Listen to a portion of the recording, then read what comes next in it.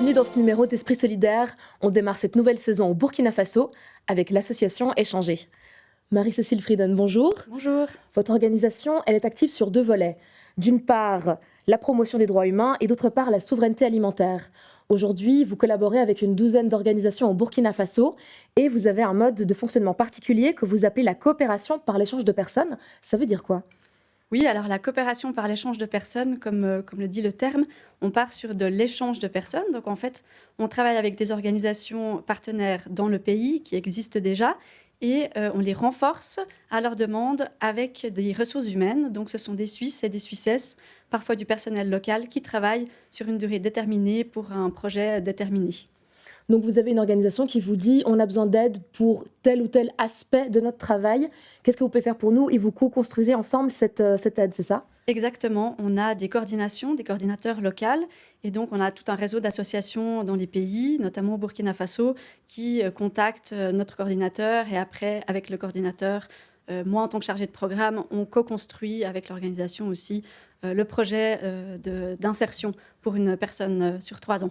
Et vous avez aussi cette idée de tisser des liens, des ponts, pas seulement donc des Suisses qui viennent aider dans des pays, parce que vous êtes actifs au Burkina Faso, au Brésil, en Bolivie, mais aussi qu'il y ait un lien dans l'autre sens. Vous pouvez nous en dire quelques mots ? Ça s'incarne par 2 moyens différents. D'une part, les Suisses qui partent nous font du retour d'informations. C'est un point qui est très important pour échanger. Donc on fait vraiment ici, on a un programme de communication pour faire de la sensibilisation au niveau de la population suisse.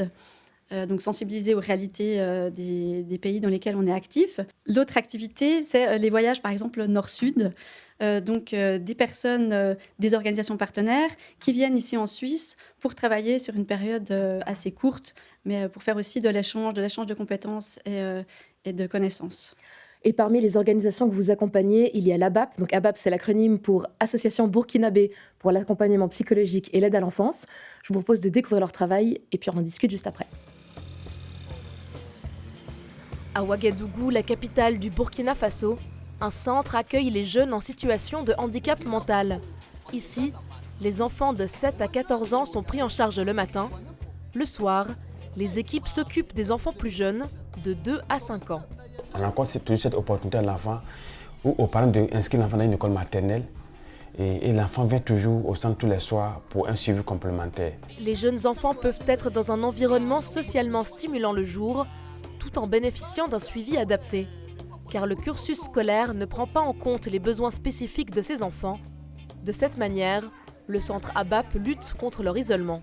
L'offre de services spécialisés est une nécessité pour les enfants autistes et déficients intellectuels, dans la mesure où il les aide à pouvoir suivre leur scolarisation et aussi à pouvoir insérer facilement la société.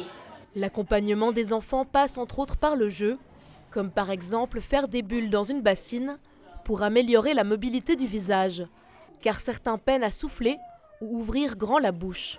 En s'amusant, en faisant les bulles, il y a d'autres même qui n'arrivent pas à ouvrir la bouche. Il y a d'autres qui ne peuvent pas faire en jouant et les enfants arrivent à s'exprimer, à faire beaucoup de choses.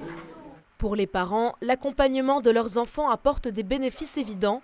Karine a un fils, Jonathan, qui est suivi au centre ABAP. Il a été refusé de son école après une première année dans l'enseignement général. En tout cas, moi j'ai vu les résultats dans la vie de mon enfant. Aujourd'hui, Jonathan, il s'exprime beaucoup mieux, il comprend beaucoup mieux, et il arrive à lire, à écrire, et il peut rester tranquille, que vraiment, je dis que vraiment ils ont fait des miracles avec mon fils. Selon le directeur du centre, il ne suffit pas de proposer un suivi adapté aux enfants. Il faut aussi faire évoluer les mentalités et la vision des gens sur l'autisme et les différentes formes de handicap mental.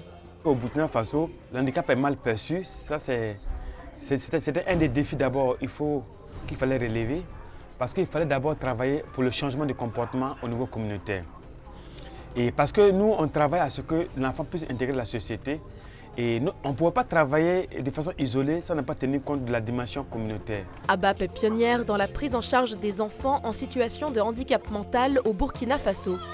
Depuis 2011, elle accompagne les enfants pour faciliter leur intégration au système scolaire conventionnel et donc dans la société. On vient d'entendre le directeur d'ABAP parler de l'isolement des enfants en situation de handicap. Sur votre site internet, vous écrivez qu'à peu près 3/4 des enfants avec un handicap ne vont pas à l'école et plus de la moitié des adultes, toujours avec un handicap, ne travaillent pas. Donc en fait, ce centre, il répond à un réel besoin. Oui, effectivement, ces chiffres, ils sont probablement à prendre avec des pincettes, probablement sous-estimés aussi, puisqu'il y a souvent des enfants ou des adultes qui ne sont pas diagnostiqués. Donc ça montre l'importance d'un centre comme ABAP. Mais qui répond pas à l'entièreté des besoins, puisqu'il peut prendre en charge une centaine d'enfants, mais il y en a probablement beaucoup plus qui auraient besoin d'un centre comme ABAP. Et d'ailleurs, ABAP qui se trouve à Ouagadougou, mais il n'y en a pas partout dans le Burkina Faso, des centres comme celui-là. Effectivement, il y a quelques autres centres qui prennent aussi en charge des enfants en situation de handicap, que ça soit physique ou mental, mais c'est effectivement un très gros problème au Burkina. Là, il n'y a aucune prise en charge, très très peu de prise en charge par l'État et les associations ne pallient pas vraiment ce manque-là. Et donc cette activité, ce soutien au centre ABAP, ça vous permet de répondre à l'un de vos objectifs, qui est donc la promotion des droits humains. Exactement, comme vous l'avez dit, on est aussi actif dans le domaine de la souveraineté alimentaire et dans la promotion des droits humains. Et au Burkina Faso en particulier, on travaille avec des populations vulnérables comme les enfants et les personnes en situation de handicap. Burkina Faso qui connaît aujourd'hui quand même une situation sécuritaire problématique. Absolument, et c'est ça aussi qui fait que le gouvernement s'éloigne un peu de sa volonté d'accompagner mieux ces personnes, parce qu'il y a quand même cette volonté-là. Avec la dégradation de la situation sécuritaire et sociopolitique, eh bien, les ressources sont réorientées vers d'autres priorités actuellement. Et est-ce que c'est quand même dans les projets d'avoir d'autres centres similaires pour accueillir des personnes en situation de handicap?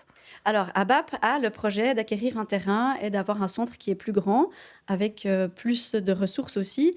Le problème, évidemment, c'est la levée de fonds, puisque la recherche de fonds reste très, très compliquée au Burkina. Merci beaucoup pour ces explications, Marie-Cécile Friedan. Merci à vous. Et merci à vous de nous avoir suivis. C'est déjà la fin de cette émission. Et moi, je me réjouis de vous retrouver bientôt pour un prochain numéro d'Esprit Solidaire.